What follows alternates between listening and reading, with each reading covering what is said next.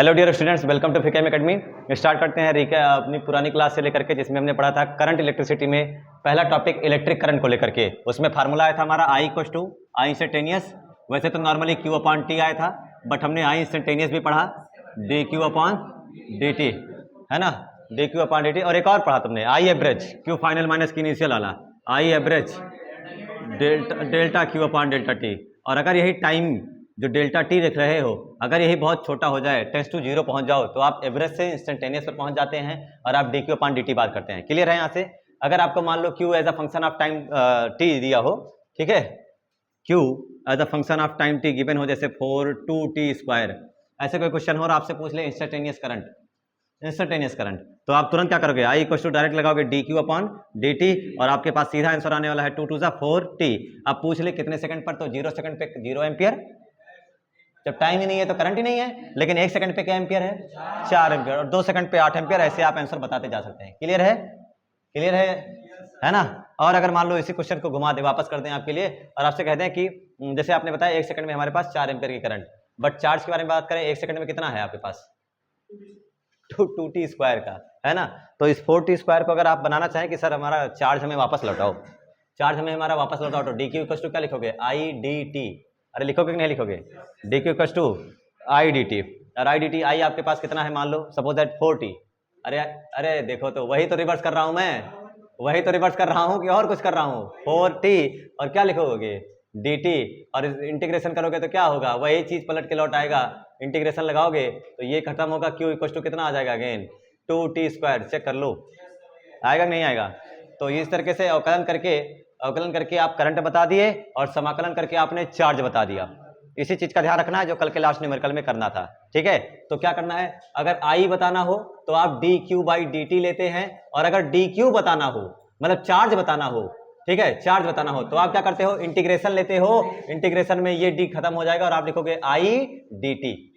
बस इतना सा नया फार्मूला आपके लिए, चार्ज के लिए नया formula, Q equal to integration I D T, और करंट का I equal to D Q upon D T, ठीक है। ये फार्मूला हम आगे भी यूज करने वाले हैं जब अल्टरनेटिंग करंट पढ़ा जाएगा। अब आपका आता है थोड़ा सा बेसिक सा कि what types of current, electric current कितने टाइप्स का हो सकता है, यानी आवेश कैसे कैसे चल सकता है। तो उसके बारे में टाइप्स ऑफ करंट में, जैसे कि आई होप आपने पढ़ रखा होगा प्रीवियस क्लास में, क्लास 10th में, करंट 2 टाइप की होती है, एक एसी और एक डीसी। नाम जानते हो, अल्टरनेटिंग करंट और डायरेक्ट करंट। तो डायरेक्ट करंट के बारे में आपको पता होगा कि हाँ सर, टाइप्स ऑफ करंट में चले हम। टाइप्स, सबसे पहला डीसी करंट, जिसे डायरेक्ट करंट ही कह दिया मैंने, जिसे आप कहोगे दिष्ट धारा। डायरेक्ट करंट, दिष्ट धारा मतलब डायरेक्ट, जिसकी वैल्यू, जिसका आपका ग्राफ वगैरह डायरेक्ट नजर आए।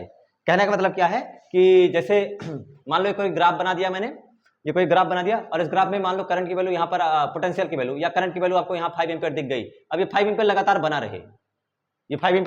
रहे, और आप ध्यान से देखो, आप वाई एक्सिस पर है, प्लस वाई पर हो, ठीक है, माइनस वाई पर नहीं हो, कि हो माइनस वाई पर। आपका जो ग्राफ जा रहा है, स्लोप जा रहा है, एज टाइम पासेस, आप क्या देख रहे हो अपने आप को? जैसे जैसे टाइम बीत रहा है आपका ग्राफ आगे ही बढ़ता जा रहा है, और ये हो गया आपका डायरेक्ट करंट।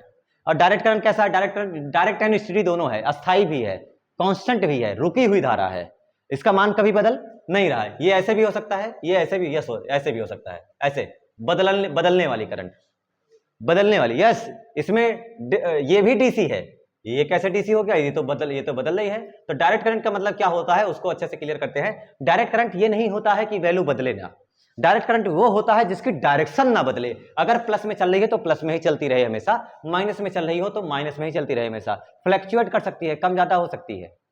डायरेक्ट करंट का मतलब समझ में आया? डीसी क्या है? डीसी क्या है? ऐसे डीसी वोल्टेज भी बताया जाता है, डायरेक्ट वोल्टेज। तो डीसी क्या बोलते हैं इसको हम? डिश धारा वो होती है जिसका मान, यहां तो मान मैंने जानबूझ के रोक दिया है, मान तो मैंने इसका मैग्नीट्यूड, इसका वैल्यू भी जानबूझ के रोक दिया, बट वहां बदल भी रहा है। तो अगर हम रफ में डेफिनेशन अगर इसकी जानना चाहें, तो डायरेक्ट करंट वो होता है जिसकी डायरेक्शन चेंज नहीं होती है। अगर ये डीसी है तो, अच्छा, डीसी के सोर्स क्या हो सकते हैं भाई हमारे लिए? डीसी का सोर्स, इसका ये कहां से मिलेगी हमको? डायरेक्शन के बारे में बता दिया आपने, इसका सोर्स क्या हो सकता है? तो सोर्स आपने पढ़ रखा है इलेक्ट्रोकेमिस्ट्री में, सेल, बैटरी, पढ़ा कि नहीं पढ़ा? है ना।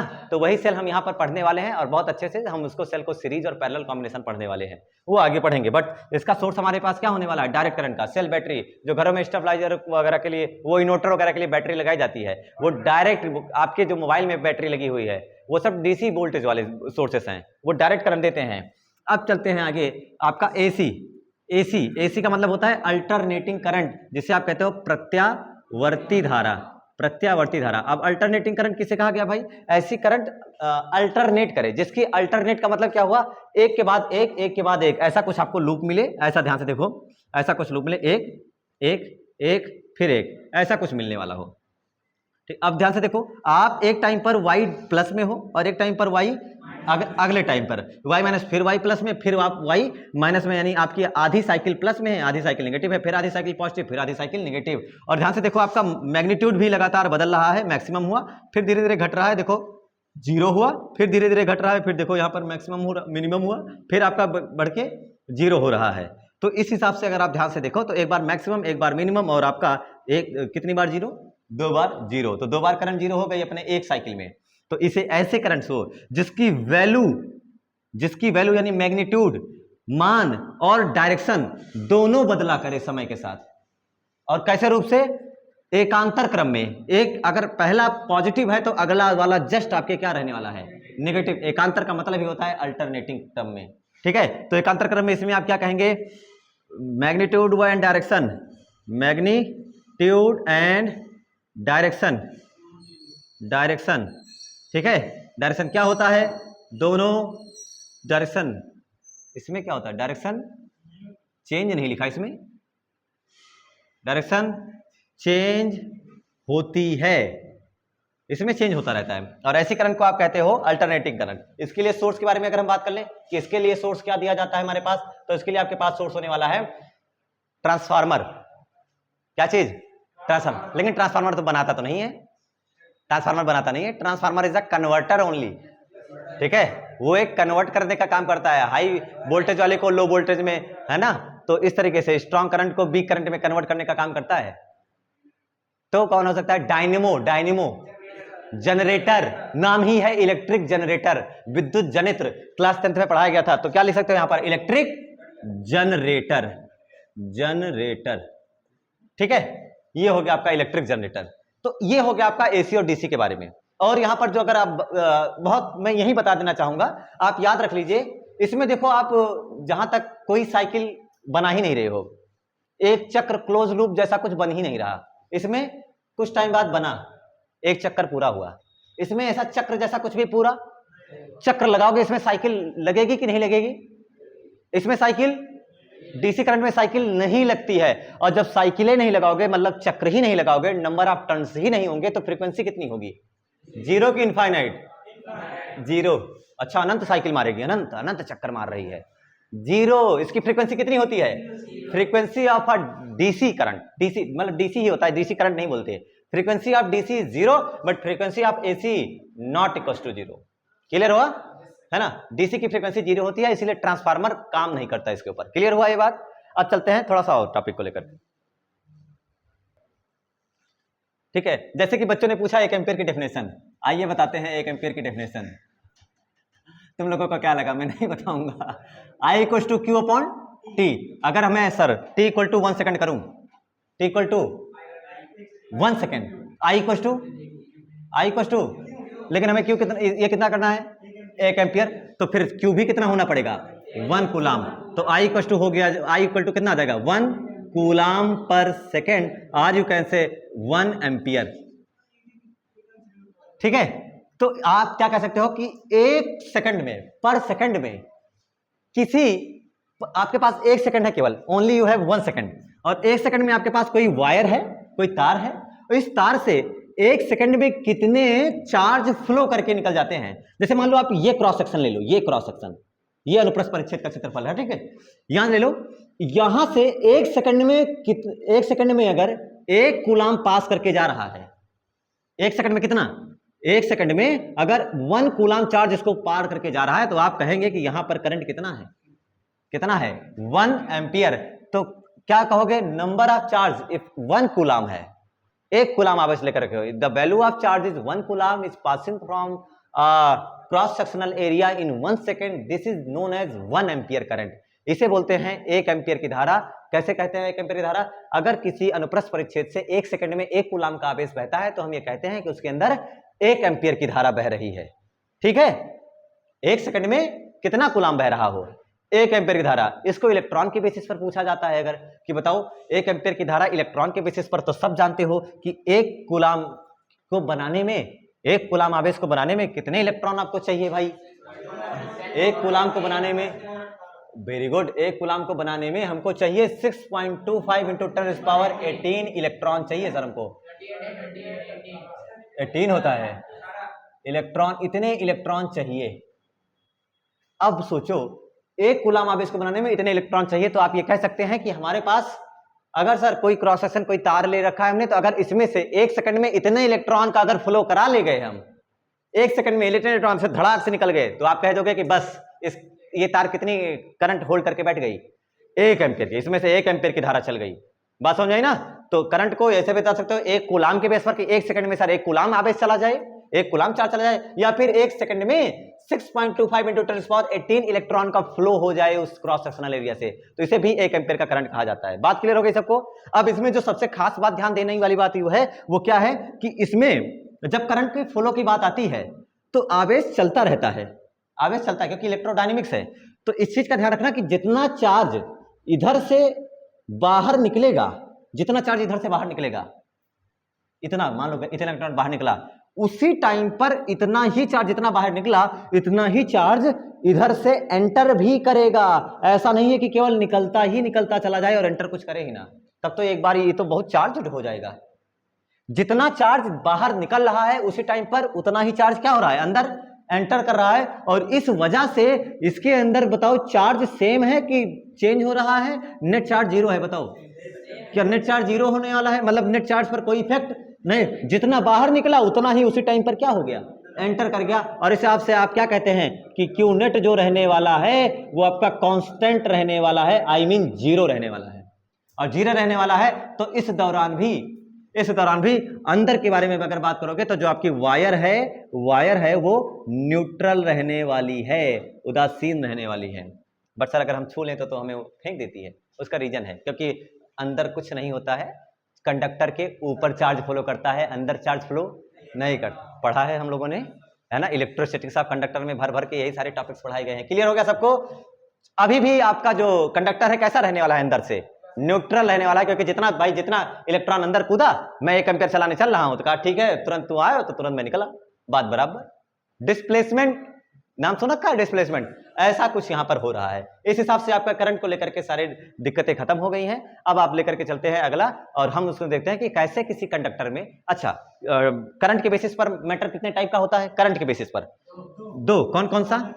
चालक। एक और आप टाइप जानते हो, हाँ, सेमी कंडक्टर के बारे में, अर्धचालक। बट सेमी कंडक्टर क्योंकि बाद में पढ़ना ही है तो अभी क्यों चिल्लाएं। और इंसुलेटर के बारे में जिसमें करंट चलती नहीं, फॉर एग्जांपल लकड़ी, प्लास्टिक, तो उसके बारे में भी बात करने की मूर्खता है। तो बात कर ले केवल कंडक्टर्स के बारे में। कंडक्टर्स हमारे लिए जनरली मेटल होती है कि नॉन मेटल?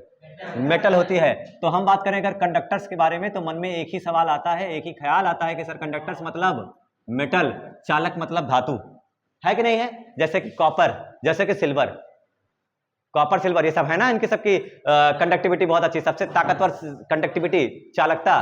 ठीक है, सोना चांदी का तो तार अब अपने घरों में बिछवा नहीं सकते, इसलिए जो आसान पड़ता है वो क्या पड़ता है? Copper wire. और इससे भी जो सस्ता पड़ने वाला है वो एल्यूमिनियम है। बट उनकी जो है ना वो रेजिस्टिविटी के बारे में हम आपको बताएंगे आगे, दिक्कत देते हैं, एल्यूमिनियम के तार गर्म होकर टूट जाते हैं। कंडक्टर्स आर जनरली मेटल्स, धातुएं ही क्या होंगी? चालक होंगी। और ये वो होते हैं जो, देखो सामान्यतः आपके पास मेटल है तो आप इसे कंडक्टर कह दोगे, यस कह सकते हो, लेकिन तब तक नहीं कहोगे जब तक करंट नहीं चलाओगे। करंट को जो चलने देगा, जिसमें करंट चले मतलब I equal to Q upon T, Q चले। तो अगर क्यू चलेगा तो आप क्या कहोगे? करंट चलेगी। और करंट चलने की वजह से उसे क्या नाम दिया जाएगा? कंडक्टर। लेकिन कब करंट कब चलेगी? क्यों कब चलेगा? कब चलेगा क्यों? जब कहोगे चालक, तुम चालक हो, आवेश चलो, ऐसे चलता है। करंट कब चलेगा? आवेश कब चलेगा? चार्ज कब मूव करेगा? फिर इलेक्ट्रॉन्स कब चलेंगे? फिर जब उसके सिरों के बीच एक हायर पोटेंशियल एक लोअर पोटेंशियल जैसे ही लगाया, तुरंत उसको मजा आया और कहा अब ताकत मिल रही है, अभी या तो निगेटिव होगा तो भागेगा हायर की ओर और पॉजिटिव होगा तो भागेगा लोअर की ओर। तो सीधी सी बात है, ये करंट तब चलेगा जब आप क्या लिखोगे, जब आप लगाओगे इलेक्ट्रिक फील्ड। तो कंडक्टर वो मटेरियल्स होते हैं जो करंट को चलने देते हैं, करंट का प्रवाह होने, करंट को चलने देते हैं। कब?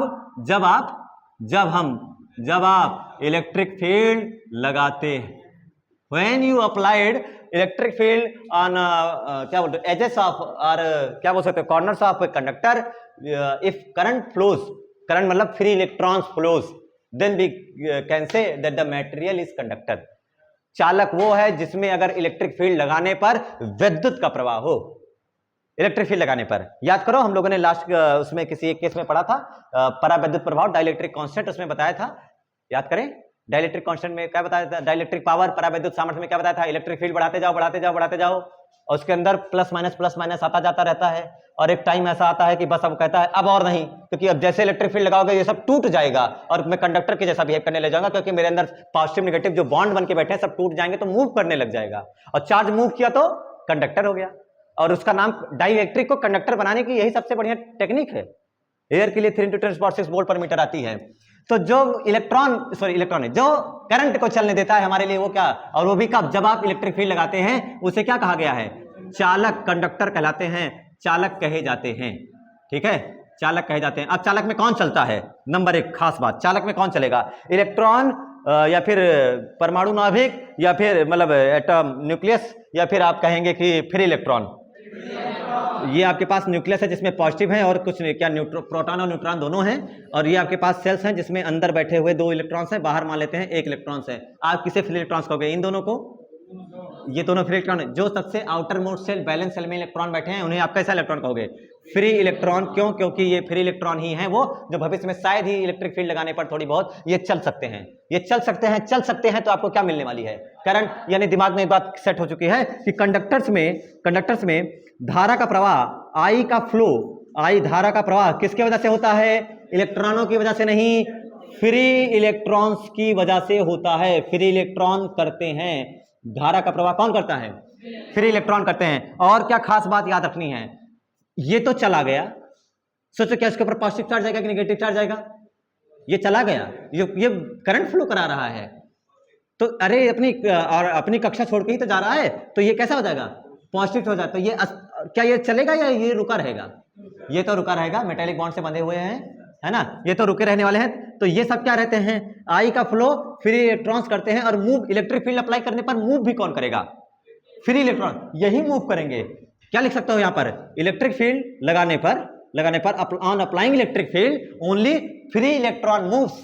केवल कौन मूव करता है, फ्री इलेक्ट्रॉन लगाने पर केवल फ्री इलेक्ट्रॉन। फ्री का मतलब जो फोकट में इलेक्ट्रॉन मिल गया, हाँ कह सकते हो, नहीं कह सकते, थोड़ा सा लगाया मिल गया, जा और निकाल लिया, क्या ठीक है, करंट चाहिए। केवल फ्री इलेक्ट्रॉन्स, इलेक्ट्रिक फील्ड लगाने पर केवल फ्री इलेक्ट्रॉन्स चलते हैं।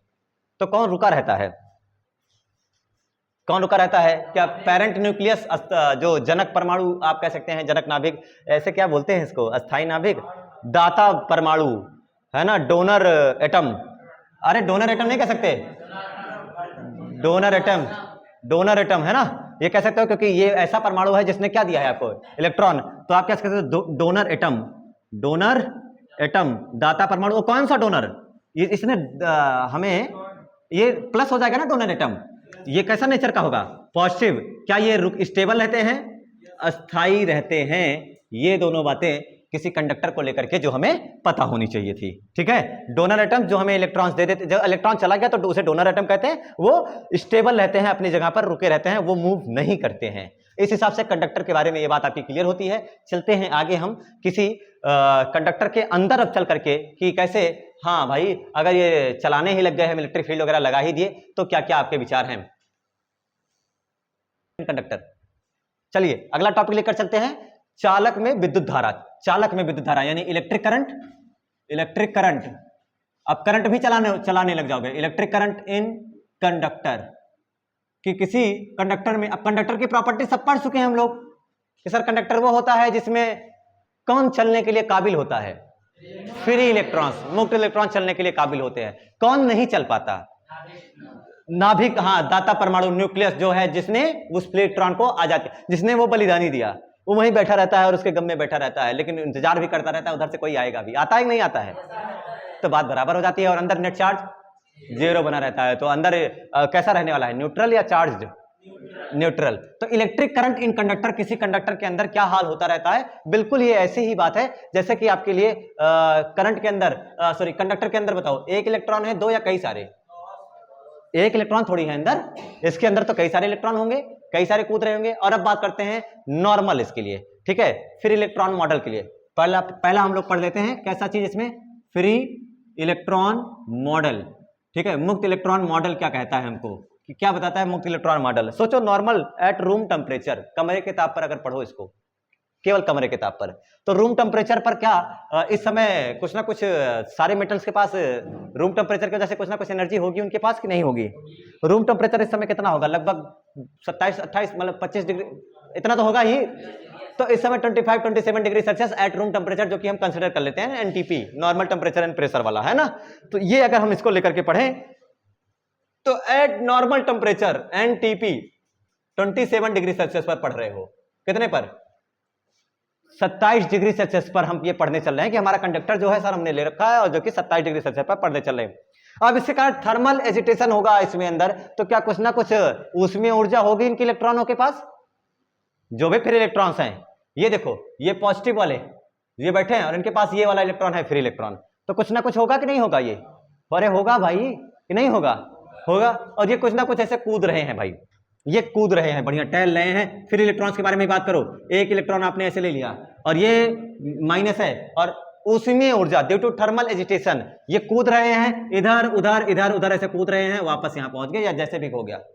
इनका पाथ तो सबको पता है, particles of matter random motion करते हैं, जिगजैग मोशन करते हैं, टेढ़ी मेढ़ी गति करते रहते हैं, ये तो पता है हम लोगों को। तो इस हिसाब से यहां ध्यान से देखो, तो ये ऐसे टेढ़ी मेढ़ी गति कर रहे हैं कि एकदम सीधी सरल लिखी है। और अभी आपको कहीं कोई इलेक्ट्रिक फील्ड वगैरह का जिक्र नहीं किया जा रहा है, यानी कोई इलेक्ट्रिक फील्ड अभी नहीं है। तो अभी हम सबसे पहले पढ़ रहे हैं फ्री इलेक्ट्रॉन्स मॉडल, व्हेन, कब? When no electric field is applied, no electric field is applied, कोई वैद्युत क्षेत्र नहीं है, तब हम पढ़ रहे हैं। ये पहला केस होगा, और दूसरा केस तब पढ़ाया जाएगा जब आप इलेक्ट्रिक फील्ड अप्लाई करा दोगे। तो अभी तो ये पढ़ लेते हैं। तो सोचो, ये जहां से चले कुछ देर बाद क्या हो रहा है, खुद से सोचो। अगर एक इलेक्ट्रॉन्स को लेकर ना पढ़ना चाहो तो दो को लेकर पढ़ सकते हो, लेकिन इजिली होगा, यही से पढ़ो। ये इलेक्ट्रॉन्स ऐसे चले ऐसे चले ऐसे चले ऐसे चले, बताओ वापस वहीं पहुंच गए, ठीक है। या फिर हो सकता है यहां ना दिख रहा हो तो यहां पहुंच गए, वापस वहीं, जहां से चले वहीं वापस पहुंच गए, जहां से चले वहीं वापस पहुंच गए। बताओ net displacement, net displacement S net, S net कितना हो गया? एस नेट 0 हो जाएगा, तो velocity average, average velocity 0, average velocity. तो आपको पता है चार्ज आपका किस में आ गया, चार्ज किस में आ गया? सोचो थोड़ी देर के लिए, अगर तो आपकी वेलोसिटी क्या हो गई, वेलोसिटी क्या हो गई? 0। वेलोसिटी 0 हो गई तो चार्ज आपके मन में क्या ख्याल आएगा कि चार्ज हमारा किस पे आ गया? चार्ज इज एट रेस्ट, विराम में आ गया। तो करंट बोलो 0, करंट कितना हो गया? This is at 27 degree Celsius.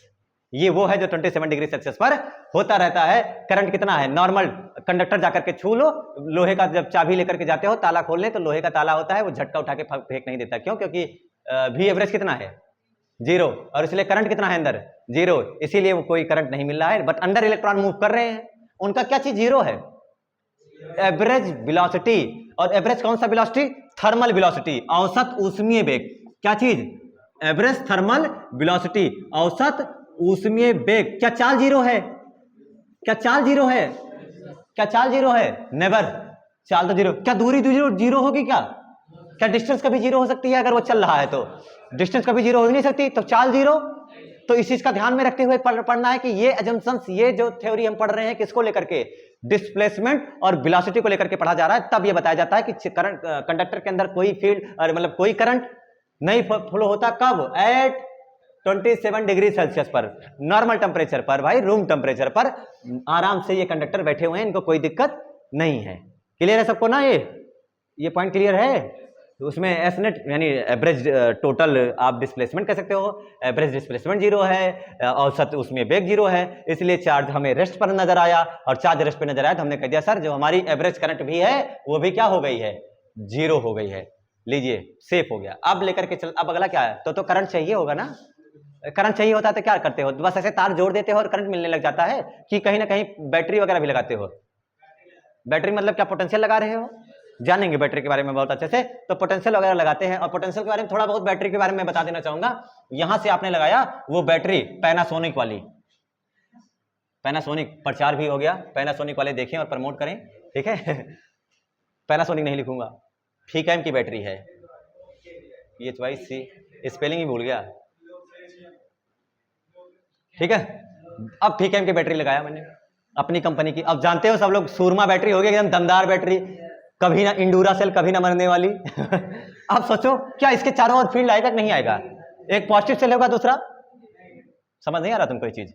Battery क्या काम करेगी, बैटरी में दो डंडा देखते नहीं देखते, बैटरी में पॉजिटिव और नेगेटिव ऐसा बोलते नहीं बोलते हैं, तो आपके पास हो सकता है एक पॉजिटिव हो जाए और क्या हो जाए नेगेटिव। तो सपोज दैट आप सोचो अगर मान लो इसको ये पॉजिटिव होगा तो इधर क्या होगा पॉजिटिव, इधर पॉजिटिव और इधर क्या हो गया पॉजिटिव, और इधर पूरा क्या हो जाएगा नेगेटिव, नेगेटिव और नेगेटिव। अब बताओ एक तरफ पॉजिटिव और एक तरफ नेगेटिव, क्या याद रख के चलना है जीवन में और पूरे भविष्य में, पॉजिटिव वाले को मानोगे हायर पोटेंशियल हिंदुस्तान पेट्रोलियम, और नेगेटिव वाले को क्या मानोगे लोअर पोटेंशियल कम विभव वाला जो नेगेटिव होगा। और इस बैटरी को नोटेशन इसका कैसे बैटरी को दिखाएंगे भविष्य में, तो उसको भी याद कर लो अभी से अभी, और वो याद करा जाएगा कुछ ऐसे करके। बड़ा डंडा प्लस होगा, 10th में पढ़ाया जाता है, और छोटा डंडा माइनस होगा। बैटरी में डंडा ही ध्यान इंपॉर्टेंट है, इस चीज का ध्यान रखेंगे। और बीच में तोड़ के रखते हैं बैटरी को, अलग करके रखा जाता है, ठीक है। केमिस्ट्री में थोड़ा बहुत हो सकता है पढ़ाया गया होगा, नहीं पढ़ाया गया होगा, तो यहां हम पढ़ाने वाले हैं पूरा, इसलिए घबराइएगा नहीं। बैटरी में बड़ा डंडा किसको बताता है, प्लस को, और छोटा डंडा माइनस को। और plus indicates you that the potential is higher at that plate, ठीक है। और नेगेटिव क्या बताता है लोअर पोटेंशियल को। तो ये यहां से याद रहेगा तो आगे थोड़ा और आसान रहने वाला है। अब आपने जानबूझ के क्या कर दिया, एक इलेक्ट्रिक फील्ड लगाई, इलेक्ट्रिक फील्ड कहां से कहां भागती है, इलेक्ट्रिक फील्ड कहां से कहां भागती है, हायर पोटेंशियल से लोअर पोटेंशियल भाग रही है इलेक्ट्रिक फील्ड। बोलो सारे इसके अंदर कौन चल रहा है, चलने के लिए कौन तैयार थे, फिर इलेक्ट्रॉन्स अंदर चलने के लिए तैयार थे। तो ये फिर इलेक्ट्रॉन्स आप लेकर के बैठे हो, ई नेगेटिव है ना। अभी नेगेटिव क्या राइट को भागेगा कि लेफ्ट को भागेगा, अरे सोचिए बताओ। क्या हम सब जानते हैं कि पॉजिटिव चार्ज उधर भागता है जिधर फील्ड भागती है, और क्या इसमें फिर इलेक्ट्रॉन चलने के लिए बैठे हैं, तो क्या ये पॉजिटिव और वो नेगेटिव, तो क्या नेगेटिव पॉजिटिव उधर भागेंगे और क्या नेगेटिव उधर भागेंगे, अरे नेगेटिव उधर ही तो भागेगा in the opposite direction of electric field. तो करंट किधर मिलेगी, उधर ही, क्या करंट इधर, अरे हमें ये भी तो पता है in the direction of electric field, यानी भविष्य में करंट भी जो मिलेगी क्या वो इधर को मिलने वाली है। सपोज दैट ये प्लस है, पॉजिट्रॉन मान लिया, अजम्पशंस अपनी थ्योरी आसान बनाने के लिए, कौन चलने लगा अंदर, पॉजिट्रॉन। अब सोचो पॉजिट्रॉन उसी रफ्तार से चलेंगे या थोड़ी बहुत तेज से चल सकते हैं, थर्मल एक्साइटेशन प्लस फीकैम की एनर्जी, खुद से सोचो स्पीड बढ़ेगी या वही रहने वाली है। क्या आपको नहीं लग रहा है कि एक और एनर्जी का सोर्स इसमें जोड़ दिया गया है, जिसकी वजह से अब हो सकता है स्पीड बढ़ जाए और हमें करंट मिलने लग जाए। बैटरी से रिमोट निकाल दो, रिमोट से बैटरी निकाल दो, और रिमोट से बैटरी निकाल दो और दबाओ बटन, चलेगा, तुम्हारा सिग्नल चेंज होगा, नहीं होगा ना, क्योंकि अब करंट का फ्लो, बैटरी लगाया, अब बटन प्रेस किया, क्या करंट का फ्लो हुआ, चैनल चेंज हो गया। तो इसका मतलब क्या हुआ, करंट का फ्लो, चार्ज का फ्लो बढ़ा कि घटा, चार्ज का फ्लो जब आपने एडिशनल सोर्स लगाया तो तुरंत चार्ज का फ्लो बढ़ गया और ये तेजी से चलने लगे। तो इसका मतलब ये है कि अब पॉजिटिव चार्ज इधर भागने लगे, बट इसके रास्ते में क्या एक ही इलेक्ट्रॉन है क्या, अरे क्या बहुत सारे इलेक्ट्रॉन्स बैठे हुए हैं, इसमें बहुत सारे इलेक्ट्रॉन्स बैठे हुए हैं। और उनकी मैं अगर डेंसिटी बता दूं आप लोगों को तो जान के दंग रह जाएंगे। लगभग इन कंडक्टर्स इनकी जो डेंसिटी होती है लगभग 10⁻28 फ्री इलेक्ट्रॉन्स, 28 फ्री इलेक्ट्रॉन्स पर मीटर क्यूब, प्रति एकांक आयतन में लगभग 10⁻28 फ्री इलेक्ट्रॉन्स अवेलेबल हैं इस कंडक्टर में। और इनकी जो एवरेज स्पीड है 27 डिग्री सेल्सियस, वो लगाते हो VRMS, हम VRMS को ही एवरेज मान के चलते हैं यहां पर। और VRMS कितना आता है याद करो, क्लास 11th में पढ़ाया गया था आपको, √3 kT/m, √3 kT/m VRMS equal to पढ़ाया गया था आप लोगों को। गैस के अणुओं की वर्ग माध्य मूल चाल root mean square value √3 kT/m, तुम्हें याद ही नहीं है ये सब। और वो अगर इसके लिए वैल्यू सॉल्व करें ना, इसकी value 1.38 into 10⁻⁻24 T 27 degree Celsius, जिसको एब्सोल्यूट टेम्परेचर में कन्वर्ट करोगे तो परमताप में 300 degree Celsius. Mass of electron 9.10⁻31। अगर ये पूरा सॉल्व करते हो ना तो आपका जो VRMS लगभग आता है, VRMS आपका लगभग आता है 27 डिग्री सेल्सियस पे बता रहा हूं मैं, कितना आता है लगभग लिख देता हूं मैं, मेरे लिए आसान होगा, 10⁵ मीटर पर सेकंड, इतनी रफ्तार से चल रहा है। लाइट कितनी तेज से चलती है? 10⁸ मीटर पर सेकंड से, तो अभी भी कम ही है। इससे ये बात पता चल गया कि तुम कितना कर लो करंट, लाइट से तेज नहीं चल पाओगी, प्रकाश से तेज नहीं चल सकती करंट, ठीक है। लाइट और करंट अलग अलग चीज है, लेकिन गांव की भाषा में लाइट आ गई। लाइट इसलिए आ गई क्योंकि उनके घरों में उजाला हो जाता है और उसको देखकर लाइट आ गई। सब बल्ब बंद रखो तो उनको पता नहीं चलेगा बल्ब की इलेक्ट्रिसिटी आ रही है। बात समझ में आ रही है? तो कहां से कहेंगे वो लाइट आ गई? जब जलेगा तो कहेंगे लाइट आ गई। क्या ये बात समझ में आई सबको? है ना। अब सारी की सारी थ्योरी स्टार्ट होती है। ये तो सब नॉर्मल की बात हो गई। अच्छे से स्टैंडर्ड लेवल पर अगर हम जानना चाहें तो इलेक्ट्रिक फील्ड लगा दिया और अब सारे इलेक्ट्रॉन्स क्या करना शुरू करेंगे? चलना शुरू करेंगे। बस इनमें एक ही इलेक्ट्रॉन नहीं है भाई, अकेले इलेक्ट्रॉन है क्या? अकेले तो नहीं है ना, कितने होंगे? अरे इतने दिख रहे हैं भाई, इतने दिख रहे हैं। तो और इतने सोचो, अगर इतने फ्री इलेक्ट्रॉन हैं 1 मीटर क्यूब में, तो उस 1 मीटर क्यूब में क्या इतने ही क्या डोनर एटम भी होंगे? नहीं होगा क्या? फ्री इलेक्ट्रॉन अपने आप पैदा हो जाएगा क्या? कि जैसे तुमने बैटरी लगाई, जैसे टप्पाक से निकल आया, क्या उसको देने वाला भी कोई बैठा होगा जिसे आप डोनर एटम कहते हो? तो अंदर कौन बैठा होगा? Donor atom. तो इसकी मुलाकात और भी इलेक्ट्रॉनों से और क्या डोनर एटम से होने वाली है। होगी कि नहीं होगी? सोचो यार तुम लोग, इसको अब इसको भी सोचना पड़ेगा तुम लोगों को, तो फिर बेकार ही है ना।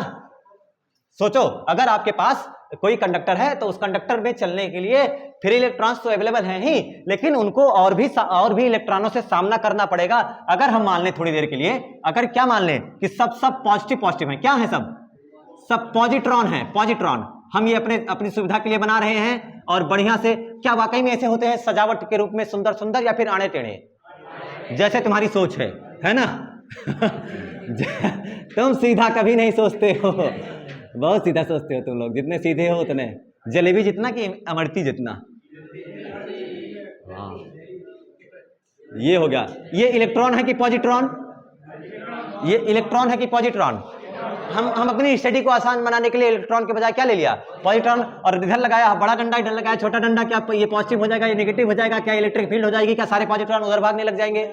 और सारे पॉजिट्रॉन उधर भागने लग जाएंगे तो क्या इस इलेक्ट्रॉन के इलेक्ट्रॉन से हो सकता है मुलाकात हो जाए? और अंदर जो पॉजिटिव डोनर आयन बैठा हुआ, डोनर एटम बैठा हुआ, क्या उनसे भी मुलाकात हो सकती है इसकी? तो मुलाकात होगी कि टक्कर होगी?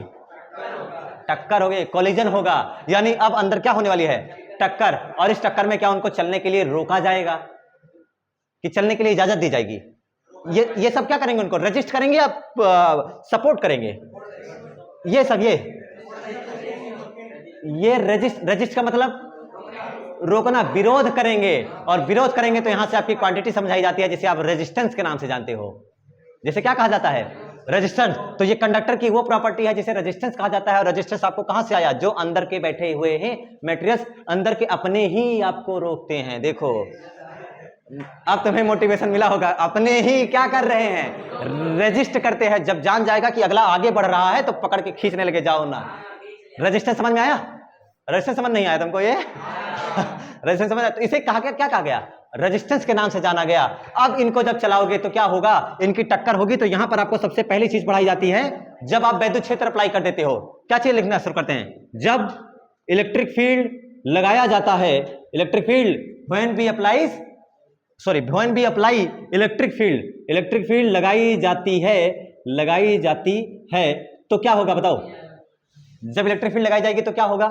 क्या ये भी जितने भी मुक्त इलेक्ट्रॉन्स हैं, मैं तो पॉजिट्रॉन लेकर के बात कर रहा हूं, तो पॉजिट्रॉन बोलूं तो क्या एक काम कर देते हैं, चार्ज, ये आवेश ही तो है।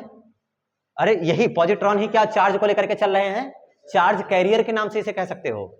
चार्ज कैरियर, आवेश वाहक, जो आवेश को लेकर के चलने का काम कर रहे हैं। तो आप इन्हें क्या कह सकते हो? जब इलेक्ट्रिक फील्ड लगाई जाएगी तो क्या चार्ज आवेश वाहक, चार्ज कैरियर्स क्या मूव करने लग जाएंगे? चार्ज कैरियर्स क्या करेंगे? मूव करेंगे। और चार्ज कैरियर्स में हमने किसको लिया है? पॉजिट्रॉन को लिया है। तो क्या चार्ज कैरियर्स भी क्या मूव करेंगे? मूव करेंगे। कहां से कहां? हायर पोटेंशियल से लोअर पोटेंशियल, या फिर इन द डायरेक्शन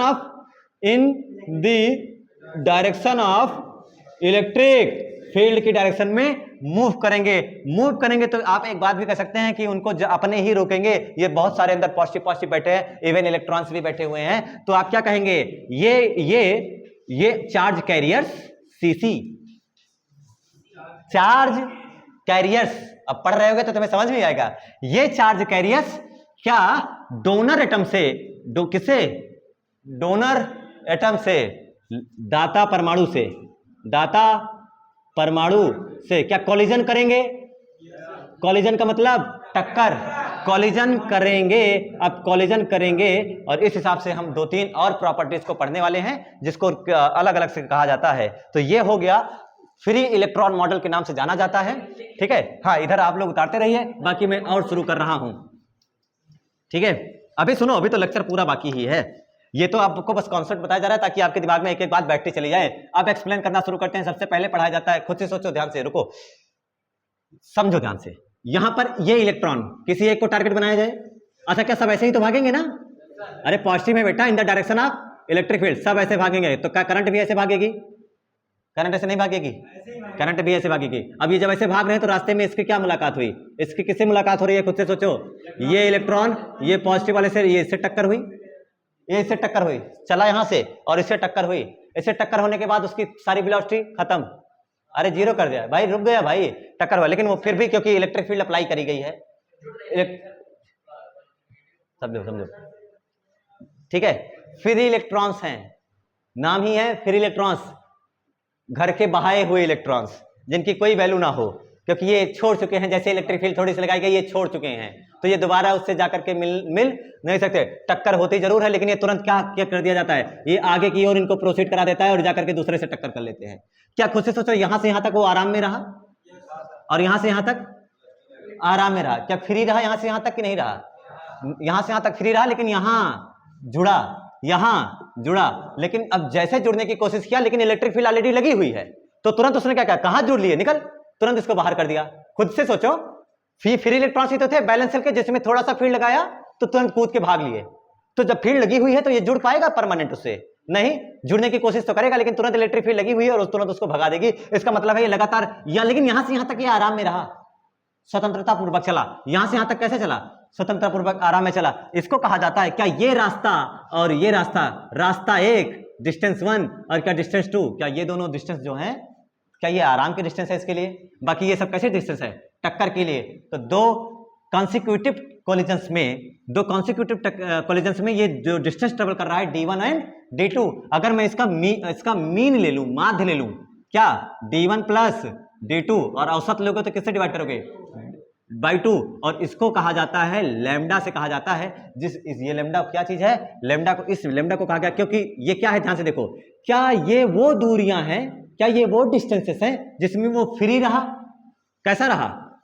अरे तभी तो फ्री इलेक्ट्रॉन का नाम पड़ा भाई, फ्री रहा ना, अलग चल रहा है तभी कैसा पड़ा, फ्री रहा। और ये वो पाथ है जिस पर वो आराम से चला, फ्री। और लेकिन आपने ये लैम्डा निकाला है, फ्री पाथ नहीं पढ़ रहे हो, फ्री पाथ का मीन ले रहे हो, इसको कहा जाता है मीन फ्री पाथ, जिसको किस लेटर से लिखा गया? लैम्डा। इसे कहा जाता है माध्य मुक्त पथ के नाम से जानते हैं, 11th में भी पढ़ाया गया था, है कि नहीं है? 11th में पढ़ाया गया था, lambda equals to 1/√2 pi d square, ऐसा कुछ करके। तो इन लोगों को पुराना 11th वाला याद ही नहीं होगा तो कहां से जानो। माध्य मुक्त पाथ क्या कहते हैं भाई? मीन फ्री पाथ क्या कहा गया? दो क्रमागत टक्करों के बीच चली गई माध्य दूरी को क्या कहा जाता है? माध्य मुक्त पथ। और इसके बारे में खास बात, जो इसका ऑर्डर होता है, ये कितने ऑर्डर का होता है? तो लगभग होता है नैनोमीटर का। कितना? नैनोमीटर, मतलब लगभग 10⁻⁹ मीटर की रेंज का ये होता है। ठीक है, मतलब बहुत कम है, ये कम है नहीं कम है, बट वेवलेंथ ऑफ लाइट से थोड़ा सा ज्यादा है, बस 10 ही ज्यादा है। ये हो गया मीन फ्री पाथ के बारे में। तो मीन फ्री पाथ का डेफिनेशन क्या हो जाएगा? द मीन डिस्टेंस दो क्रमागत टक्करों के बीच तय की गई माध्य दूरी को, हेडिंग डाल देना ये माध्य मुक्त पथ, और उसी में लिखोगे दो क्रमागत टक्करों। और टक्कर किससे हो रही है, क्या यह बात भी क्लियर है? ये सीसी लिखा गया है यहां पर, चार्ज कैरियर आवेश वाहक दाता परमाणु से टक्कर करेंगे, और टक्कर करेंगे तो आपने क्या पढ़ा, दो क्रमागत टक्करों के बीच चली गई माध्य दूरी को माध्य मुक्त पथ कहते हैं। The mean distance between at between क्या लिखें, the mean distance for two consecutive मतलब लगातार क्रमागत, consecutive collisions, the mean distance for two consecutive collisions is known as किस लेटर से लिखते हो इसको, is known as lambda, mean free path. और ऑर्डर क्या लिख सकते हो, दो क्रमागत टक्कर ऑर्डर लिख सकते हो कि 10⁻⁹ मीटर की, ठीक है, 10⁻⁹ मीटर की, ठीक है। इसके आगे का टॉपिक हम लोग कल पढ़ेंगे, जिसमें आपको पढ़ाया जाएगा रिलैक्सेशन टाइम, विश्रांति काल या श्रांति काल के नाम से जानते हैं, ठीक है। और उसके बाद आपको पढ़ाया जाएगा ड्रिफ्ट वेलोसिटी, और उसके साथ साथ हम पढ़ने वाले हैं ओम्स लॉ। तो 10th वाला तैयार करके बैठे रहिएगा, तो थोड़ा बहुत आसान होने वाला है, रेजिस्टेंस वगैरह वहां से पढ़े रहिए। मिलते हैं कल फिर इसी वक्त, तब तक के लिए ओके बाय। नोट्स बनाते रहिए, रिवीजन करते रहिए, और चैनल को सब्सक्राइब, वीडियो को लाइक, कमेंट, शेयर सब करते रहिए। धन्यवाद।